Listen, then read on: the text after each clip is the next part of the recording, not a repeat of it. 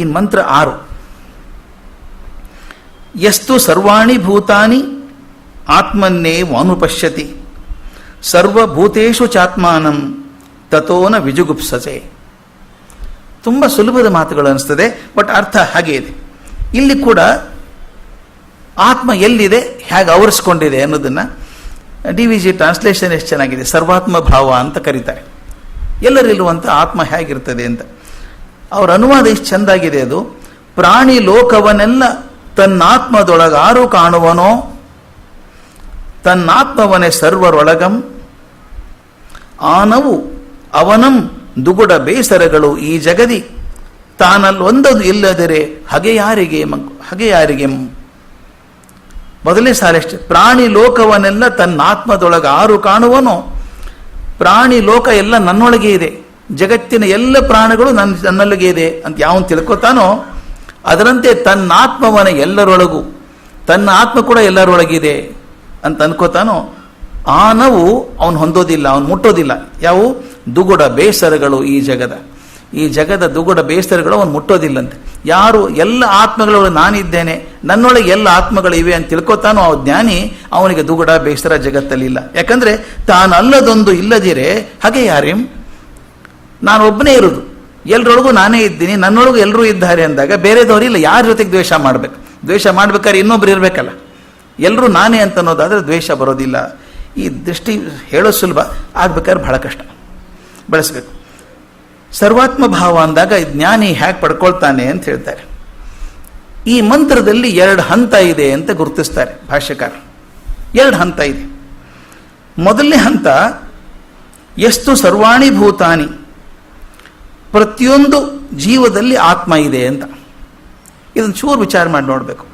ಪ್ರತಿಯೊಂದು ಜೀವದಲ್ಲಿ ಆತ್ಮ, ಪ್ರತಿಯೊಂದು ದೇಹದಲ್ಲಿ ಆತ್ಮ ಇದೆ ಅಂತ ಇಟ್ಕೊಂಡು ನಾವು ಹಾಗೆ ಅಂತೀವಲ್ಲ, ನಿಮ್ಮ ಆತ್ಮ, ನನ್ನ ಆತ್ಮಕ್ಕೆ ಹೇಗೆ ಅನಿಸೋ ಮಾಡ್ತೀವಿ ಅಂತಂತೀವಿ. ಅಂದರೆ ಅರ್ಥ ಏನಾಯಿತು? ಎಷ್ಟು ದೇಹಗಳಿದ್ದಾವೋ, ಎಷ್ಟು ಜೀವಿಗಳಿದ್ದಾವೋ ಅಷ್ಟು ಆತ್ಮ ಇದ್ದಂಗೆ ಆಯ್ತಾ? ನಮ್ಮ ಭಾರತದಲ್ಲಿ 130 ಕೋಟಿ ಆತ್ಮ ಇದ್ದಂಗೆ ಆಯ್ತು. ಅಂದರೆ ಒಂದೊಂದು ಜೀವಕ್ಕೆ ಒಂದೊಂದು ಆತ್ಮ, ಅದು ಹಾಗೆ ಇದೆ. ಅದು ಎಷ್ಟು ಚೆನ್ನಾಗಿದೆ. ಎಷ್ಟು ಸರ್ವಾಣಿ ಭೂತಾನಿ, ಪ್ರತಿಯೊಂದು ಪ್ರಾಣಿ ದೇಹದಲ್ಲಿ ಒಂದು ಆತ್ಮ ಇದೆ ಅಂತ ಮೊದಲೇ ಸಾಲು, ಮೊದಲನೇ ಹಂತ ತಿಳುವಳಿಕೆ. ನಾವು ಹೇಗೆ ಲೋವರ್ ಕ್ಲಾಸಿಂದ ಹೈಯರ್ ಕ್ಲಾಸಿಗೆ ಗ್ರ್ಯಾಜುಯೇಟ್ ಆಗ್ತೀವಿ ಹಾಗೆ ಮಾಡಬೇಕು ಅಂತ ಹೇಳ್ತಾರೆ. ಮೊದಲನೇ ಹಂತದಲ್ಲಿ ಎಲ್ಲ ಪ್ರಾಣಿಗಳಲ್ಲಿ ಒಂದು ಆತ್ಮ ಇದೆ, ಈ ಮೊದಲೇ ತಿಳುವಳಿಕೆ ಇದು. ಅಂದರೆ ಎಷ್ಟು ದೇಹಗಳಿದ್ದಾವೋ, ಎಷ್ಟು ಜೀವಿಗಳಿದ್ದಾರೋ ಅಷ್ಟು ಆತ್ಮ ಇದೆ. ಎರಡನೇ ಹಂತ ಎಲ್ಲ ಜೀವಗಳು ಆತ್ಮದಲ್ಲಿವೆ ಅಂತ. ಮೊದಲನೇದೇನು ಹೇಳಿದ್ವಿ ನಾವು, ಎಲ್ಲ ದೇಹದೊಳಗೂ ಒಂದೊಂದು ಆತ್ಮ ಇದೆ ಅಂದ್ರೆ ಅಷ್ಟು ತುಂಬ. ಇದನ್ನು ಬಹುತ್ಮವಾದ ಅಂತ ಕರೀತಾರೆ, ಬಹಳಷ್ಟು ಆತ್ಮಗಳಿದ್ದಾವೆ ಅಂತ ಕರೀತಾರೆ.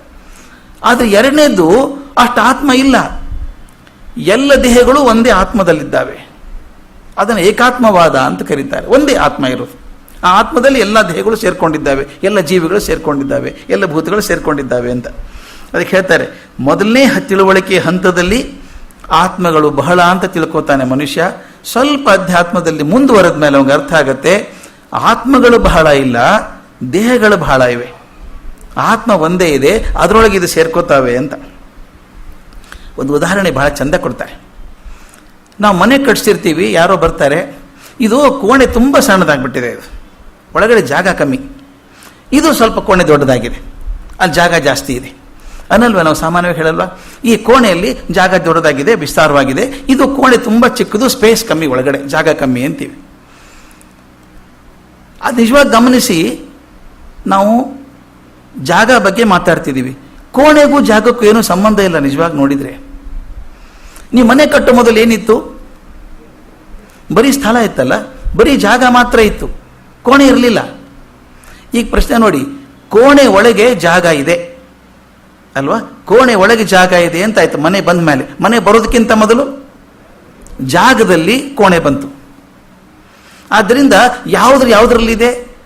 ನಾನು ಮದುವೆ ಅನ್ಕೊಂಡದ್ದು, ನಾನು ಕೋಣೆ ಒಳಗೆ ಸ್ಥಳ ಇದೆ, ಅದು ನಾವು ಮಾಡ್ಕೊಂಡದ್ದು ಅದನ್ನು. ಆದರೆ ಕೋಣೆ ಬರೋದಕ್ಕಿಂತ ಮೊದಲು ಜಾಗನೇ ಇತ್ತಲ್ಲ ಬರೀ. ಅಂದರೆ ಯಾವುದ್ರೊಳಗಿದೆ ಅಂತ. ಕೋಣೆ ಒಳಗೆ ಜಾಗ ಇದೆಯೋ ಅಥವಾ ಜಾಗದೊಳಗೆ ಕೋಣೆ ಇದೆಯೋ? ನೀವು ಗಮನಿಸಿದರೆ ಇಡೀ ಪ್ರಪಂಚ ಒಂದು ಜಾಗ. ನಾವು ಕಣ್ಣಿಗೆ ಕಾಣಿಸುವಂಥ ಪ್ರಪಂಚ ತಗೊಂಡ್ರೆ ಇಷ್ಟೊಂದು ಅದರೊಳಗೆ ಸಣ್ಣ ಸಣ್ಣ ಪ್ರದೇಶಗಳಿದ್ದಾವೆ. ಒಂದು ದೇಶ ಅಂತ ಕರಿತೇನೆ, ಒಂದು ಪ್ರಾಂತ ಅಂತ ಕರಿತೇನೆ, ಒಂದು ರಾಜ್ಯ ಅಂತ ಕರಿತೇನೆ, ಒಂದು ನಮ್ಮ ಮನೆ ಅಂತ ಕರಿತೇನೆ. ಇವೆಲ್ಲವೂ ಆ ಜಾಗದಲ್ಲಿ ಇರುವಂಥದ್ದು. ಆದ್ದರಿಂದ ನನ್ನ ಕೋಣೆಗಿಂತ ಸ್ಥಳ ದೊಡ್ಡದು, ಸ್ಥಳದಲ್ಲಿ ಕೋಣೆಗಳಿದ್ದಾವೆ. ಆಗಲೇ ನಾನು ಹೇಳಿದ ಹಾಗೆ ಪ್ರತಿಯೊಂದು ದೇಹದಲ್ಲಿ ಒಂದು ಆತ್ಮ ಇದೆ ಅಂತ ಹೇಗೆ ಅಂದ್ಕೊಂಡಿದ್ನೋ ಅಂದರೆ ಕೋಣೆಯಲ್ಲಿ ಜಾಗ ಇದೆ ಅಂತ ಹೇಳಿದ ಹಾಗೆ. ಆದರೆ ನಿಜವಾಗಿ ನೋಡಿದಾಗ ಇಡೀ ವಿಶ್ವದೊಂದು ಚೈತನ್ಯ ಇದೆ, ಮಹಾ ಒಂದು ಆತ್ಮಶಕ್ತಿ ಅಂತಿದೆ, ಚೈತನ್ಯ ಅಂತಿದೆ.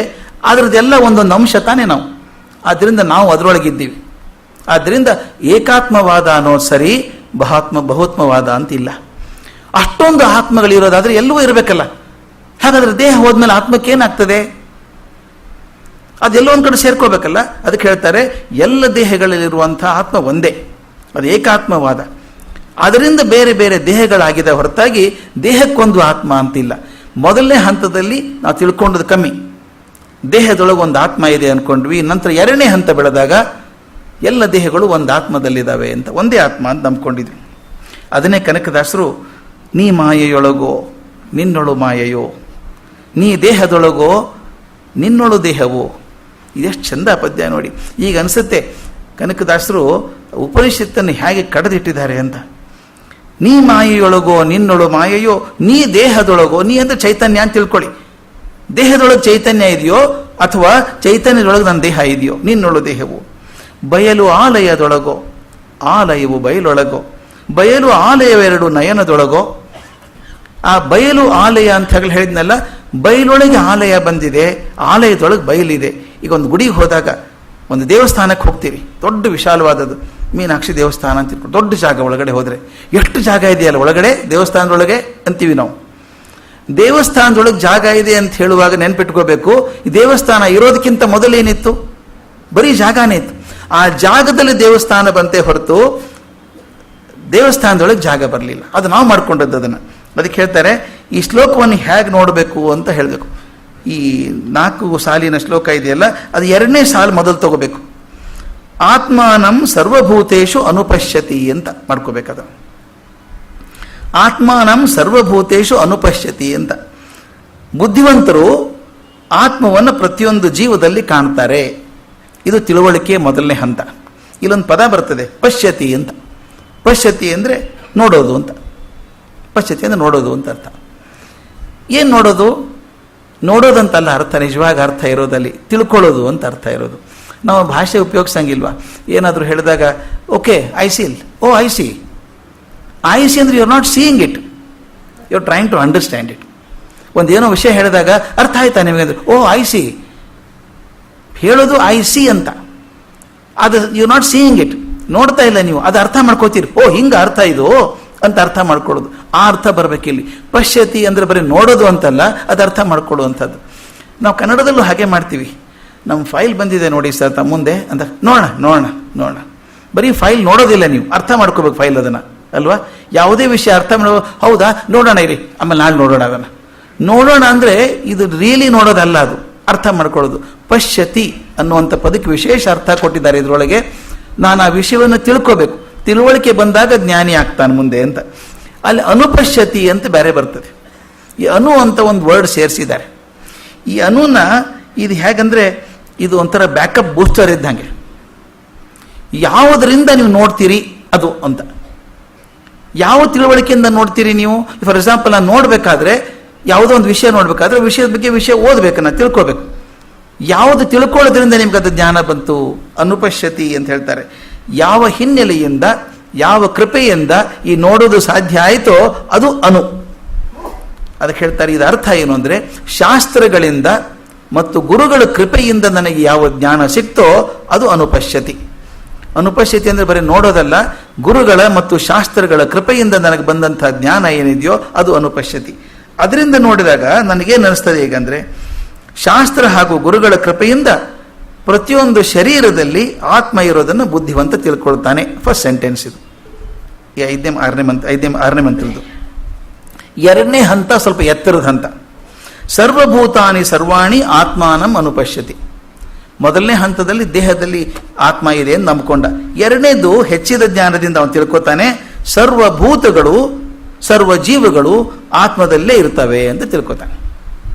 ಒಂದು ಉದಾಹರಣೆ ಕೊಡ್ತೀನಿ, ಭಾಳ ಚಂದದ ಉದಾಹರಣೆ ಬರುತ್ತೆ ಅದು. ಅದಕ್ಕೆ ಹೇಳ್ತಾರೆ, ಭಾಳ ಚಂದ ಶಂಕರಾಚಾರ್ಯ ಬರೀತಾರೆ, ಅಜ್ಞಾನಿ ಶರೀರದಲ್ಲಿ ಆತ್ಮವಿದೆ ಅಂದ್ಕೊಳ್ತಾನೆ, ವಿಶೇಷವಾದಂಥ ಜ್ಞಾನಿ ವಿಶೇಷವಾದಂಥ ಜ್ಞಾನ ಬಂದದ್ದೆಲ್ಲಿಂದ ಅವನಿಗೆ? ಶಾಸ್ತ್ರದಿಂದ ಮತ್ತು ಗುರುಗಳಿಂದ ಬಂದಂಥ ಜ್ಞಾನದಿಂದ ಆತ್ಮದಲ್ಲೇ ಶರೀರಗಳಿವೆ ಅಂತ ತಿಳ್ಕೊತಾನೆ. ಈ ಭಗವದ್ಗೀತೆ ಇದನ್ನೇ ಇಷ್ಟು ಚಂದ ಹೇಳ್ತದೆ. ಅದಕ್ಕೆ ಒಂದು ಕಡೆ ಕಾಮೆಂಟ್ರಿ ಬರೀತಾರೊಬ್ಬರು, ನಮ್ಮ ಪರಮಾತ್ಮಾನಂದಜಿ ಹೇಳ್ತಾರೆ, ಇದನ್ನು ಕೃಷ್ಣ ಉಪನಿಷತ್ತಿಂದ ಕಾಪಿ ಮಾಡಿದ್ದೋ, ಉಪನಿಷತ್ತು ಕೃಷ್ಣನಿಂದ ಕಾಪಿ ಮಾಡ್ತೋ ಅಂತ ತಮಾಷೆ ಹೇಳ್ತಾರೆ ಅವರು. ಬಹುಶಃ ಒರಿಜಿನಲ್ ಉಪನಿಷತ್ತೆ ಕೃಷ್ಣ ಅಲ್ಲಿಂದ ತೊಗೊಂಡಿದ್ದಾನೆ ಅಂತ. ಅದಕ್ಕೆ ಸರ್ವೋಪನಿಷದೋ ಗಾವೋ ದೊಗ್ಧ ಗೋಪಾಲನಂದನ, ಇಷ್ಟು ಹೆಚ್ಚಾವತ್ತು ಕಾಪಿ ಇದ್ದೇ ಇದು. ಇದ್ರದ್ದು ಈಶಾವಾಸ್ಯದ್ದು ಬರ್ತದೆ ಅಲ್ಲಿ ನೋಡಿ, ಭಗವದ್ಗೀತೆ 6ನೇ ಅಧ್ಯಾಯದಲ್ಲಿ ಬರುವುದು, ಸರ್ವಭೂತಸ್ಥಂ ಆತ್ಮಾನಂ ಸರ್ವಭೂತಾನಿ ಚಾತ್ಮನಿ ಈಕ್ಷತೆ ಯೋಗಯುಕ್ತಾತ್ಮ ಸರ್ವತ್ರ ಸಮದರ್ಶನ. ಆ ಸಾಲು ಎತ್ತಿಟ್ಟಂಗಿದೆ ಕರೆಕ್ಟಾಗಿ ಅಲ್ಲಿಂದಾನೆ. ಅದು ಹೇಳ್ತದೆ, ಹೇಗೆ ಹೇಳ್ತದೆ? ಯಾರು ಯೋಗದಿಂದ ಯುಕ್ತವಾದಂಥ ಮನುಷ್ಯ ಇದ್ದಾನೋ, ಯೋಗದಿಂದ ಮನಸ್ಸನ್ನು ಸಾಧನೆ ಮಾಡಿಕೊಂಡಂಥ ಮನುಷ್ಯ ಇದ್ದಾನೋ, ಅವನು ಎಲ್ಲೆಲ್ಲಿಯೂ ಸಮದರ್ಶಿಯಾದ ಯೋಗಿ. ಅವನಿಗೇನು ಅರ್ಥ ಆಗತ್ತೆ? ಆತ್ಮವನ್ನು ಎಲ್ಲ ಭೂತಗಳಲ್ಲೂ ಕಾಣ್ತಾನೆ ಮತ್ತು ಎಲ್ಲ ಭೂತಗಳನ್ನು ಆತ್ಮದಲ್ಲೂ ಕಾಣ್ತಾನೆ. 2 ಹಂತದೊಳಗಿದೆ. ಮೊದಲು ಭೂತಗಳಲ್ಲಿ ಆತ್ಮ ಕಾಣ್ತಾನೆ, ಆಮೇಲೆ ಆತ್ಮವನ್ನು ಭೂತಗಳನ್ನು ಕಾಣ್ತಾನೆ. ಎಲ್ಲ ಆತ್ಮಗಳು ಒಂದಲ್ಲೇ ಬರೋದ್ರಿಂದ ಎಲ್ಲ ಭೂತಗಳು ಆತ್ಮದಲ್ಲೇ ಇದ್ದಾವೆ ಅಂತ ಕೊನೆಗೆ ತಿಳ್ಕೊತಾನೆ ಅಂತ ಹೇಳ್ತಾರೆ. ಇದು ಸುಲಭ ಅಲ್ಲ, ತುಂಬ ದೀರ್ಘವಾದಂಥ ಪ್ರಯತ್ನ ಬೇಕಾಗ್ತದೆ ತಿಳ್ಕೊಬೇಕಾದ್ರೆ. ಅದಕ್ಕೆ DVG ಕಡೆ ಬಹಳ ಚಂದ ಬರೀತಾರೆ, ನಮ್ಮ ಮನಸ್ಸು ಹೇಗಿದೆ ಅಂದರೆ ಬೇರೆ ಸಾಧನೆಗೆಲ್ಲ ಮನಸ್ಸು ಹೋಗಿಬಿಡ್ತದೆ, ಏಕಾಗ್ರತೆ ಸಾಧ್ಯ ಆಗ್ತದೆ.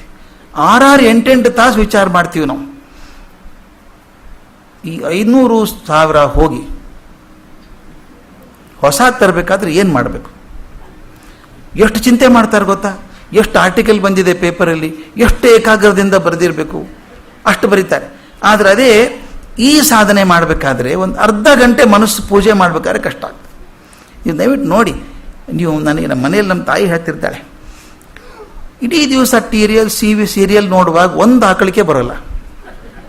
ತಾವು ಗಮನಿಸಿದ್ರಿಲ್ಲ ಗೊತ್ತಿಲ್ಲ, ಆಕಳಿಕೆನೇ ಬರೋಲ್ಲ. ಕುತೂಹಲದಿಂದ ನೋಡ್ತಾ ಇರ್ತೀವಿ. ಮುಂದೆ ಯಾವುದೋ ಸ್ತೋತ್ರನೋ ಮಂತ್ರನೋ ಅಂತೀರಿ ಎಲ್ಲರೂ ಕೂತು. ನಮ್ಮ ಮನೇಲಿ ನಾವೆಲ್ಲ ರಾಮರಕ್ಷಾ ಸ್ತೋತ್ರ ಅಂತೀವಿ. ರಾಮರಕ್ಷಾ ಸ್ತೋತ್ರ ಶುರು ಆದ ತಕ್ಷಣ ಆಕಳಿಕೆ ಶುರು ಆಗ್ತದೆ. ಯಾಕೆ? ಅದು ಮೆಕ್ಯಾನಿಕಲ್ ಆಗಿದೆ ಅಷ್ಟೇ, ಮತ್ತೊಂದೇನಿಲ್ಲ. ಅಲ್ಲಿ ನಿಮ್ಮ ಮನಸ್ಸು ಸೇರ್ಕೊಂಡಿದೆ, ಆದ್ದರಿಂದ ಅದು ಬೇಜಾರಾಗೋಲ್ಲ. ಒಂದ್ಸಲ ಮನಸ್ಸೆಲ್ಲ ಬಾಯಿಗೆ ರೂಢಿ ಆಗಿದೆ, ಅಲ್ಲಿ ಬರ್ತಾ ಇರುತ್ತೆ ಮಂತ್ರ. ಹಾಗೇನೆ ಅದು ತಾವು ಗಮನಿಸಬೇಕು. ಬಾಯ್ಪಾಠ ಬರುವಂಥ ಮಂತ್ರ ಬೆಳಿಗ್ಗೆ ಇದು ಹೇಳ್ತಿರ್ತಾರೆ ಬಹಳ ಜನ, ವೆಂಕಟೇಶ ಸುಪ್ರಭಾತ ಎಲ್ಲ ಬಾಯಿಂದ ಹೇಳ್ತಾರೆ, ಬಾಯಿಗೆ ಬಂದ್ಬಿಡುತ್ತೆ ಅದು. ಆ ನಿಜವಾಗ್ಲೂ ಬಾಯಲ್ಲಿ ಅದು ಇರೋಲ್ಲ, ಇನ್ನೇನು ವಿಚಾರ ಇರುತ್ತೆ. ಅದಕ್ಕೆ DVG ಕಡೆ ಬರೀತಾರೆ, ಬಹಳ ಚಂದ ಹೇಳ್ತಾರೆ.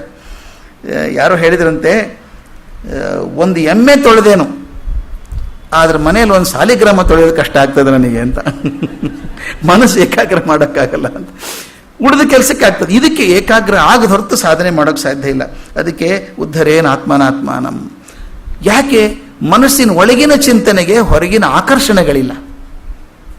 ಹೊರಗಿನ ಪ್ರಪಂಚಕ್ಕೆ ತುಂಬ ಆಕರ್ಷಣೆಗಳಿದ್ದಾವೆ. ಆಕರ್ಷಣೆಗಳು ಮನಸ್ಸನ್ನು ಹಿಡಿತವೆ. ಇಲ್ಲಿ ಒಳಗಡೆ ಬಗ್ಗೆ ನೋಡಿದಾಗ, ಒಳಗಡೆ ನೋಡಿಕೊಂಡಾಗ ಆಕರ್ಷಣೆ ಯಾವುದೂ ಇಲ್ಲ. ಮನಸ್ಸನ್ನು ಗಟ್ಟಿಯಾಗಿ ಕೂಡಿಸಿದ್ರೆ ಮಾತ್ರ ಸಾಧ್ಯ, ಇಲ್ದರೆ ಆಗೋಲ್ಲ ಅದು. ಅದಕ್ಕೆ ಅದು ಕಷ್ಟ ಅಂತ. ಈ ಯೋಗದಿಂದ ಯುಕ್ತನಾದ ಮನುಷ್ಯ ಹೇಗಿರ್ತಾನೆ ಅಂತ ಒಂದು ಝೆನ್ ಕಥೆ ಇದೆ, ನನಗೆ ಭಾಳ ಇಷ್ಟವಾದದ್ದು. ಹಿಂದಕ್ಕೆಲ್ಲ ಹೇಳಿರಬೇಕು, ನೆನಪಿಲ್ಲ ನನಗೆ. ಇಕ್ಯೂ ಅಂತ ಒಬ್ಬ ದೊಡ್ಡ ಝೆನ್ ಗುರು, ಬಹಳ ದೊಡ್ಡ ಝೆನ್ ಗುರು. ಆಗಿನ ಕಾಲಕ್ಕೆ ಜಪಾನ್ನಲ್ಲಿ ಅತ್ಯಂತ ಶ್ರೇಷ್ಠ ಗುರು ಅಂತ ಹೆಸರಾಗಿದ್ದವನು. ಅವನು ದೇವರೇ, ಬುದ್ಧನ ಅವತಾರ ಅನ್ನೋಷ್ಟರ ಮಟ್ಟಿಗೆ ದೊಡ್ಡವನು. ಅವನು ಹೀಗೆ ತಿರುಗಾಡ್ಕೊಂಡು ಊರೂರಿಗೆ ಹೋಗೋನು. ಈ ಡಿಸೆಂಬರ್ ಮುಗಿಯೋಕ್ಕೆ ಬಂದಿತ್ತು, ಚಳಿ ಶುರು ಆಗಿಬಿಡುತ್ತೆ ವಿಪರೀತ. ಅವನೊಂದು ಪಗೋಡಕ್ಕೆ ಹೋದ, ಒಂದು ದೇವಸ್ಥಾನಕ್ಕೆ ಹೋದ. ಅಲ್ಲೆಲ್ಲ ಮರದಲ್ಲಿ ಮಾಡಿದಂಥ ದೇವಸ್ಥಾನ, ಎಲ್ಲ ಬುದ್ಧನ ವಿಗ್ರಹಗಳನ್ನು ಸಾಲು ಜೋಡಿಸಿರ್ತಾರೆ. ಸಾವಿರಾರು ಬುದ್ಧನ ವಿಗ್ರಹಗಳನ್ನು ಮರದಲ್ಲಿ ಮಾಡಿದ್ದನ್ನು ಜೋಡಿಸಿಟ್ಟಿರ್ತಾರೆ. ಇವು ರಾತ್ರಿ ಹೋಗಿ ಬಾಗಿಲು ತಟ್ಟಿದ. ಅಲ್ಲ ತರುಣ ಪೂಜಾರಿ, ಯಾರು ಬಂದರು ಈ ಹೊತ್ತಿಗೆ ಅಂತ ತೆಗೆದು ನೋಡಿದ, ಇಕ್ಯೂ ಇದ್ದಾನೆ. ಅವನು ದೇವ್ರನ್ನ ಕಂಡಂಗೆ ಆಗ್ಬಿಡ್ತು. ಅಯ್ಯೋಯ್ಯೋ, ಪರಮ ಗುರುಗಳು ಬಂದಿದ್ದಾರೆ ನಮ್ಮ ಮನೆಗೆ, ಬನ್ನಿ ಒಳಗೆ ಕರ್ಕೊಂಡು ಹೋದ. ಆಧಾರದಿಂದ ಅವ್ರಿಗೆಲ್ಲ ವ್ಯವಸ್ಥೆ ಮಾಡಿಕೊಟ್ಟ. ಇರಿ, ಊಟಕ್ಕೆಲ್ಲ ವ್ಯವಸ್ಥೆ ಮಾಡಿ ಮಲ್ಕೊಳ್ಳಿ ಅಂತ ಹೇಳ್ದ. ಇಕ್ಯೂ ಮಲ್ಕೊಳ್ಳೋಕೆ ಹೋದ, ತನ್ನ ಪೂಜಾರಿ ತನ್ನ ರೂಮಿಗೆ ಮಲ್ಕೊಳ್ಳೋಕೆ ಹೋದ. ರಾತ್ರಿ ಸುಮಾರು 12 ಗಂಟೆ 1 ಗಂಟೆ ಆಗಿರಬೇಕು. ಏನೋ ಸುಟ್ಟಂಗೆ ವಾಸನೆ ಬಂತು. ಬಲಿ ಹೆದರಿಕೆ ಆಗ್ಬಿಡ್ತು ಪೂಜಾರಿಗೆ. ಮರದ್ದು ಗುಡಿ, ಪೂರ ಎಲ್ಲ ಮರದ ಗುಡಿ, ಬೆಂಕಿ ಹತ್ಕೊಂಡ್ಬಿಟ್ರೆ ಗತಿ ಏನು ಅಂತ ಓಡಿ ಬಂದು ನೋಡ್ತಾನೆ. ಇಕ್ಯೂ ಏನು ಮಾಡ್ತಿದ್ದಾನೆ ಗೊತ್ತಾ? ಆ ದೇವಸ್ಥಾನ ಪ್ರಾಂಗಣದಲ್ಲಿ ಕೂತಿದ್ದಾನೆ.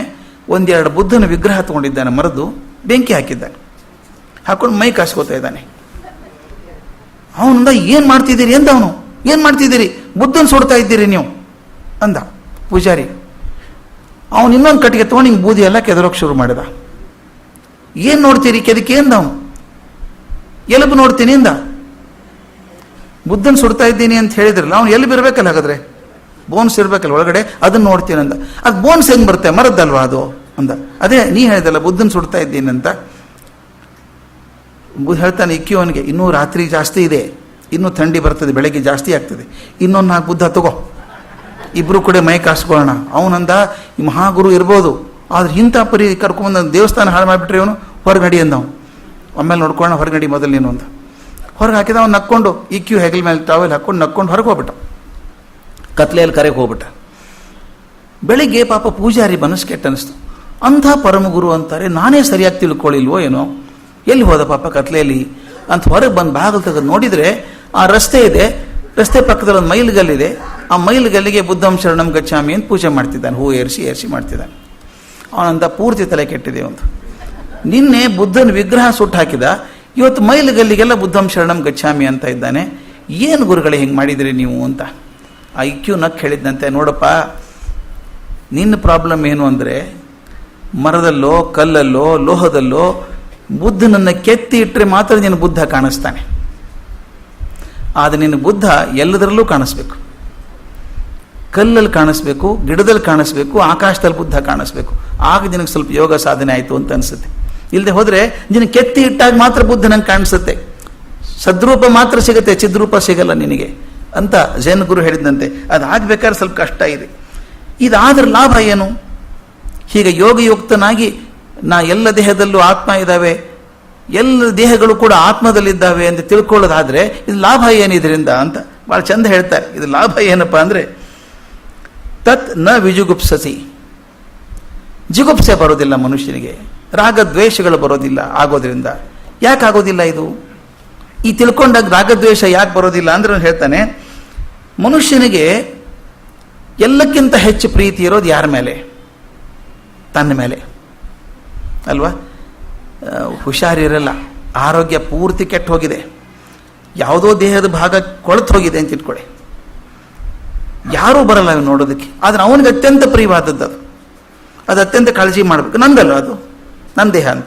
ಅದರಿಂದ ಅದ್ರ ಬಗ್ಗೆ ತುಂಬ ಕಾಳಜಿ, ತುಂಬ ಚಿಂತೆ ಮಾಡ್ತಾನೆ. ಮತ್ತೊಬ್ರು ಬರೋಕ್ವಲ್ಲೆ ಅಂತ ರೂಮಲ್ಲಿ, ಆದರೆ ಅವನಿಗೆ ಅದು ಸಂಭ್ರಮ, ಇದು ನನ್ನ ಕಾಲಪ್ಪ, ಹುಷಾರಾಗಿರ್ಬೇಕು, ಅದನ್ನು ನೋಡ್ಕೋಬೇಕು ಅಂತ. ನನ್ನದು ಅಂದಾಗ ಅದ್ರ ಬಗ್ಗೆ ಜಿಗುಪ್ಸೆ ಬರಲ್ಲ. ನಾನು ಇದನ್ನು ನೋಡಿದ್ದೆ, ಹಿಂದ್ಕೊಮ್ಮೆ ಹೇಳಿದ್ದೆ. ಮದರ್ ಥೆರೀಸಾ ಆ ಕುಷ್ಠರೋಗಿಗಳಿಗೆ ಕೈಯಿಂದ ಊಟ ಹಾಕೋದನ್ನು ನಾನು ನೋಡಿದ್ದೆ. ನಾನು ಹುಡುಗ ಆವಾಗ. ನನಗೆ ಒಂಥರ ಜಿಗುಪ್ಸೆ ಆಗಿಬಿಟ್ಟಿತ್ತು, ಪ್ರಾಮಾಣಿಕವಾಗಿ ಹೇಳಬೇಕು. ಅವರು ಹಿಂಗೆ ಮಲಗಿಸಿದ್ದಾರೆ, ಒಂದು 35 ಜನ ಕುಷ್ಠರೋಗಿಗಳು ಇರಬೇಕು, ಹಿಂಗೆ ಕಟ್ಟೆ ಮೇಲೆ ಮಲಗಿಸಿದ, ಸ್ಲೋಪಿಂಗ್ ಪ್ಲ್ಯಾಟ್ಫಾರ್ಮ್ 2 ಕಡೆಗೆ. ಕೆಲವರಿಗೆ ಜಾನೇ, ತುಟಿನೇ ಇಲ್ಲ, ಗಲ್ಲಾನೇ ಇಲ್ಲ, ಮೂಗೇ ಇಲ್ಲ. ಅವೆಲ್ಲೋ ಭಿಕ್ಷುಕರು ಎತ್ಕೊಂಬಂದು ಹಾಕಿದ್ದಾರೆ. ಅವರಿಗೆ ನಮಗೆ ಮನೆಯಲ್ಲಿ ಸಣ್ಣ ದೊಡ್ಡವ್ರಿಗೆ ಯಾರಿಗಾದ್ರೂ ಒಂದು ಬ್ಯಾಂಡೇಜ್ ಮಾಡಬೇಕಾದ್ರೆ ಕೀವಾಗಿದ್ದರೆ 10 ಕಡೆ ಮುಖ ಮಾಡ್ತೀವಿ ನಾವು, ಅಯ್ಯೋ ಅಯ್ಯೋ ಅಯ್ಯೋ ಅಂತೀವಿ. ಆದರೆ ಅದು ಯಾರೂ ಸಂಬಂಧ ಇಲ್ಲ. ದಾರಿಯಲ್ಲಿ ಬಿದ್ದಂಥ ಭಿಕ್ಷುಕರು ಕರ್ಕೊಂಬಂದು ಆಕೆ ಊಟಕ್ಕೆ ಹಾಕ್ತಿದ್ರು, ಕೈಯಿಂದ ಹಿಂಗೆ ತುತ್ತು ಬಾಯಿಗೆ ಹಾಕಿ ಕೈಯಿಂದ ಎಂಜಲು ಒರೆಸಿ ನೋಡ್ತಿದ್ರು. ಒಂದು ಚೂರು ಮುಖದ ಮೇಲೆ ಬೇಜಾರು ಅಂತಿರಬೇಕು, ಏನೂ ಇಲ್ಲ, they are my god, they are my god ಅನ್ಬೇಕು, ದೇವರು ಅಂತ. ನನಗೆ ಆವಾಗ ಮುಖ ಸಿಂಡ್ರಿಸ್ಗೊಳ್ದೇನೆ ಸೇವೆ ಮಾಡೋದು ಹೇಗೆ ಅಂತ ಅವ್ರು ನೋಡಿದಾಗ ಗೊತ್ತಾದದ್ದು ನನಗೆ. ಯಾಕೆ ಅನಿಸ್ತಿತ್ತು ಅಂದರೆ, ಅವ್ರು ನನ್ನವರು ಅಂತ. ನನ್ನವರು ಅಂದಾಗ ನಮಗೆ ಬೇಜಾರು ಕೊಳಕು ಅನಿಸಲ್ಲ, ಮತ್ತೊಬ್ಬರು ಅಂದರೆ ಕೊಳಕು ಅನಿಸುತ್ತೆ. ಇಲ್ಲಿ ಮುಖ್ಯವಾದದ್ದು ಎಲ್ಲ ಆತ್ಮವು ಒಂದೇ ಅಂತ ಅಂದ್ಕೊಂಡಾಗ, ಏಕಾತ್ಮವಾದ ಅಂದಾಗ ನಾನು ಅದೇ ಆತ್ಮ ಅನ್ಕೋಬೇಕು. ಆದ್ದರಿಂದ ಎಲ್ಲರನ್ನೂ ತನ್ನಲ್ಲೇ ಕಾಣ್ತಾನೆ, ತನ್ನನ್ನು ಎಲ್ಲರೊಳಗೂ ಕಾಣೋದ್ರಿಂದ ಬೇರೆಯವರಿಂದ ಭಿನ್ನವಾಗಿ ಕಾಣಿಸೋದಿಲ್ಲ ಅವನಿಗೆ. ನಮ್ಮ ದೇಹದ ಬಗ್ಗೆ ಪ್ರೀತಿ ಇರೋ ಹಾಗೆ ಎಲ್ಲರ ಮೇಲೂ ಪ್ರೀತಿ ಇರೋದ್ರಿಂದ ಆ ಮನುಷ್ಯನಿಗೆ ಮತ್ತೊಬ್ಬರ ಬಗ್ಗೆ ಬೇಜಾರು ಬರೋ ಸಾಧ್ಯ ಇಲ್ಲ. ಆದ್ದರಿಂದ ಯಾರ ಬಗ್ಗೆನೂ ಜಿಗುಪ್ಸೆ ಬರಲ್ಲ.